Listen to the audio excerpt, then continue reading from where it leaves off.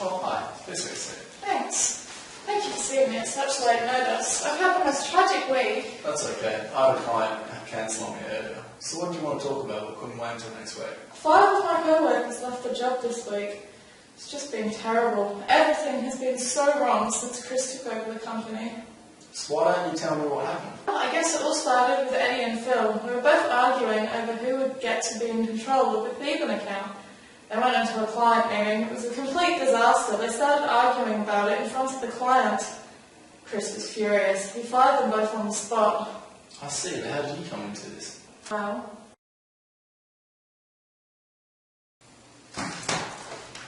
Oh, it's just you. Hey, no, just coffee. Thanks, Izzy. I just heard my rap with Phil and Eddie. Talk about office drama. I know, I just can't believe that Chris would do that to Phil. It's just so wrong. What do you mean? I know that they were arguing over the Theban account, but didn't they just get fired? They both got fired, but did you hear about the payments? Oh God, what's Chris done? He's decided that Eddie will receive his retirement package, but Phil won't. What?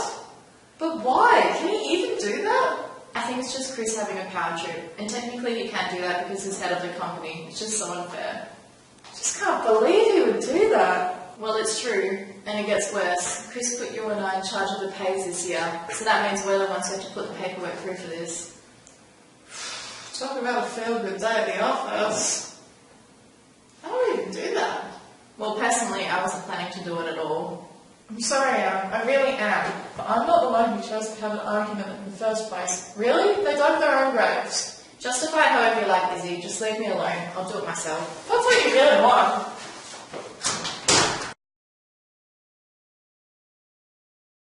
So you refused to help her put through the payments? Yeah, I refused.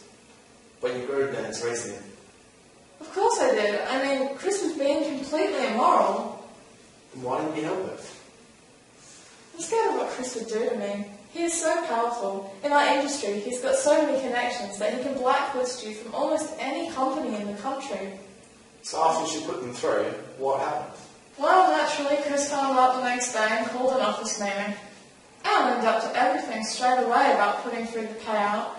She even told Chris that he was being malicious by not putting it through himself in the first place. And how did Chris react? Well, he lost his temper completely, fired Anne on the spot and assured her that she wouldn't get any payout package. And what did you say to that? Well, I tried to stick up for Anne. I told Chris that I thought he was being unfair, and I told him that he should have just put through the payment packet in the first place for Phil and for Eddie. But he wasn't for having any of that. I see. How did the rest of your co-workers react to this? Well, after Chris fired Anne, he was so angry he kicked all of us out of the office. We all felt pretty uncomfortable. Didn't really want to say anything to him then. We went on with our day, and then later on, Chris called a second meeting. We all went up, and Chris told us that he was saying how he felt about Anne. He was going to fire her, she wasn't going to get paid out, and that was the end of it.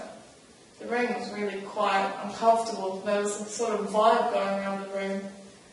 And then, that was terrible. Harry, who I think's always had a bit of a crush on Anne, he stood up, looked at Chris and said, "This is disgusting." Walked out and said that if she wasn't coming back, he wasn't coming back. Chris was confused. I don't think he even knew what to do. He looked around at all of us and said, "Does anyone else feel that way?"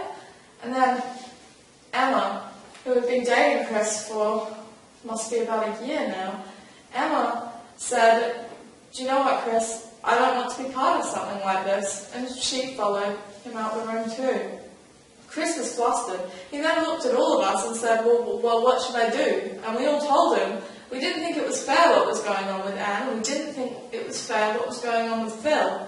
So he picked up the phone and tried to call Anne to give her back her job. He even said that he would pay out Phil if she came back. But the call didn't go through. Later on, when I tried to get hold of her, it turned out she'd moved across state.